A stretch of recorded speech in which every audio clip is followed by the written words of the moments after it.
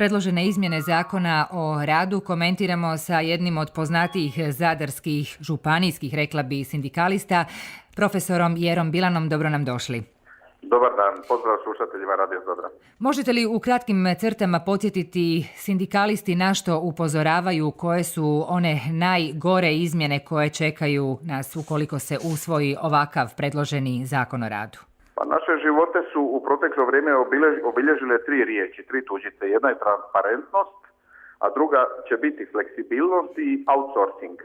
Naime, zakon o radu želi povećati fleksibilnost poslodavca. Što to u biti u prijevodu znači? To znači da bi on mogao dati lakše otkaz zaposleniku. Znači, konkretno sad, ako vam poslodavac manji plaću, vi to odbijete, on vam može dati otkaz. Druga stvar koja nas smeta je znači radno vrijeme. Znači, mi smatramo da ukoliko ima potrebe za povećanjem opsega poslova radnih zadataka, da tu treba zaposliti novog zaposlenika, a ne ove postojeće zaposlenike opterećivati do njihove granice fizičke izdržljivosti. Također, rad na određeno vrijeme postaje pravilo, čini se. Da. Do sada je bilo pravilo da zaposlenik 3 godine, ako je primljen na određeno vrijeme, on automatski postane zaposlenik na neodređeno vrijeme. Međutim, rad na određeno vrijeme, kao što mu samo ime govori, jednu određenu nesigurnost daje, a što svakako sindikatima nije cilj, da se zaposlenici u određenom sustavu osjećaju nesigurno ili da imaju osjećaj da nikad nisu sigurni hoće li sljedeći dan i onaj dan iza njega ići ujutro na posao koji obavljaju. Već ste kazali da ste nezadovoljni time što je radni tjedan predložen od 56 sati, ako se ne varam.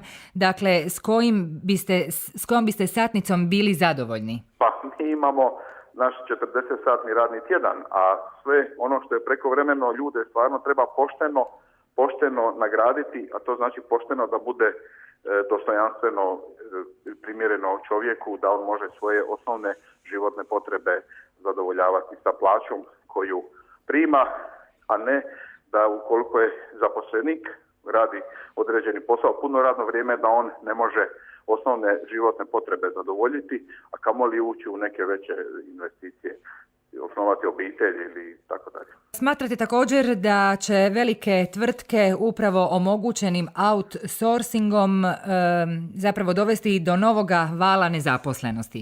Pa outsourcing je jedan prijedlog Vlade Republike Hrvatske koji bi u biti, govorim za sustav školstva, nenastavno osoblje pokušao izmjestiti u neke privatne tvrtke ili po zadnjem njihovom prijedlogu da bi se osnovala tvrtka koja bi bila 100% u vlasništvu države i da bi se, znači spremačice govorim i domari, izmjestili u tu tvrtku.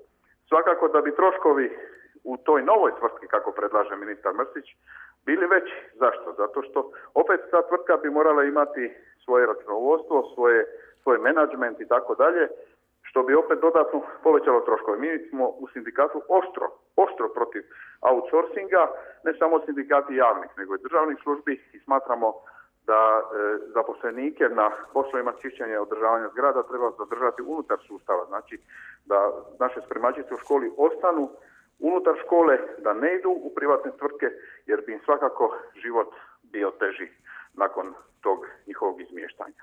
I premda ste županijski povjerenik nezavisnog sindikata zaposlenih u srednjim školama, moram vas pitati za još jedan veliki problem. Djelatnici, zaposlenici u javnim i državnim službama još su koliko toliko, čini mi se, zaštićeni. Međutim, što je sa svim ovim zaposlenicima u privatnim tvrtkama koji se najčešće, zapravo koji se ne mogu formirati svoj sindikat, niti imaju priliku potpisati bilo kakav kolektivni ugovor? Koliko privatnici se pribojavaju sindikata, dokaz je da svaki pokušaj osnivanja sindikata u privatnim tvrtkama završava na takav način da se vrše jaki pritisci na osobe koje žele osnovati sindikalne podružnice. Svakako je moja želja da privatne tvrtke u Hrvatskoj imaju sindikati da potpišu dobre kolektivne ugovore, jer je to svakako u interesu zaposlenika. I to je ta borba koja traje i mislim da će ona biti još intenzivnija kako vrijeme bude odmicalo. I što mislite što će se na kraju dogoditi sa ovim predloženim izmjenama zakona? Tko će popustiti? Hoće li ipak, a mora biti zakon novi donesen, međutim evo 2 sindikata već su izašla iz pregovora. Kakva će biti budućnost s tim u vezi? Znate kako naša vlada funkcionira, tako da najprije donesu neku političku odluku, a nakon toga gledaju kako ta odluka prolazi u javnosti. Jel? Znači, moguće je da će na pritisak javnosti, jer bile su prosvjedi sindikata, da će vlada pokazati određenu socijalnu osjetljivost i napraviti nešto u korist zaposlenika. Jere, za sada hvala vam najljepše na razgovoru. Hvala i vama.